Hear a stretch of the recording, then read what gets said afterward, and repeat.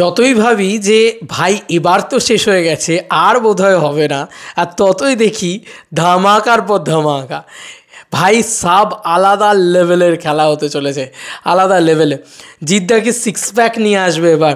বন্ধুরা, জিদ্দাই কিন্তু 8 প্যাক নিয়ে এসেছিলো ফাইটার ছবিটার মাধ্যমে। মানে এটা আমাদের সবাইকার জানা যে বাংলা ইন্ডাস্ট্রিতে এই যে মানে বডি নিয়ে এত কিছু বলা হয়, জিদ্দা কিন্তু নিজেকে ভেঙে পুরো ওরকম একটা লুক নিয়ে এসেছিলো। Hey guys, welcome to my channel. আমি মহারাজ, আর এখন কী সব বলছি ভুলবার। আমি মহারাজ, আর এখন ওরা কথা বলবো যে এত এক্সাইটেড হয়ে গেছি না এই জিনিসটা দেখানোর জন্য।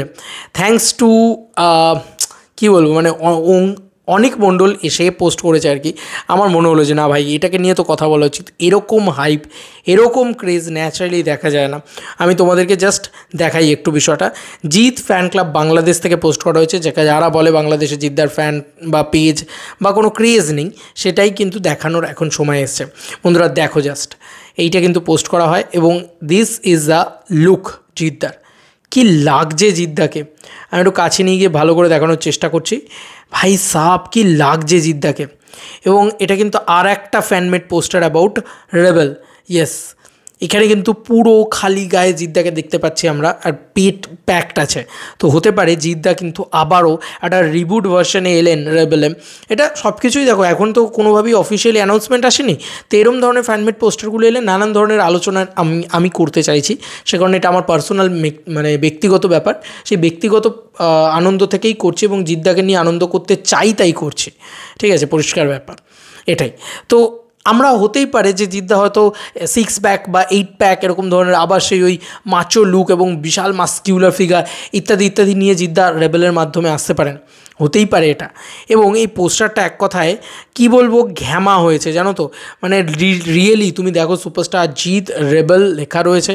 ও মাই গুডনেস, কী লাগছে।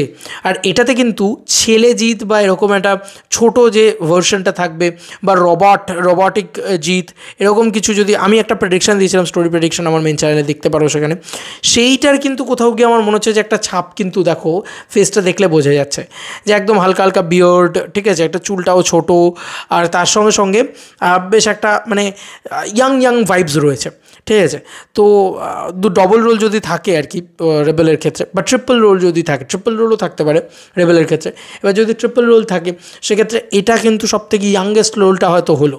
আমি সত্যি বলছি, গোট যেরকম একটা ছবি দেখলাম না, মানে থালাপতি বিজয়ের the greatest of all time, মানে সত্যি কথা বলছি, মানে ইটস অ্যামেজিং ফিল্ম। মানে ওটা জাস্ট মানে কোথায় কি ফিক্সড রিভিউ যায় না ভাই, থরলি এনজয় করেছি।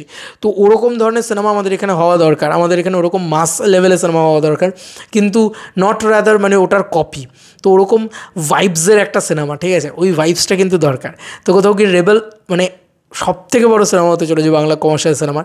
আমার বিশ্বাস যে নতুন একটা ইভলিউশন আনতে চলেছে হয়তো রেবেল আর কি।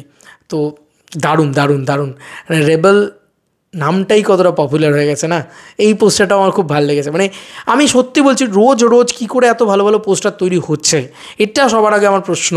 এবং এতটা ক্রেজ উঠেছে, সব যেন প্রফেশনাল পোস্টার ডিজাইনাররা বসেছেন রোজ একটা করে নতুন ভালো ভালো পোস্টার তৈরি করতে। দেখো, প্রত্যেকটা পোস্টার ইটসেলফ রোজ তৈরি হচ্ছে এবং রোজ সব মানে লেভেলে, প্যান ইন্ডিয়া লেভেলের পোস্টার তৈরি হচ্ছে প্রত্যেক দিন। কী করে হচ্ছে ভাই, আমি বুঝতে পারছি না। মানে it's a craze of boss. Yes, it's the craze of Jeddah, megastar Jeddah. তোমাদের আর কি মতামত এই এন্টায়ার ভিডিওটাকে নিয়ে জানিও কমেন্ট সেকশনে। চলো বন্ধুরা, নতুন কোনো ভিডিওতে দেখা হবে, বাই।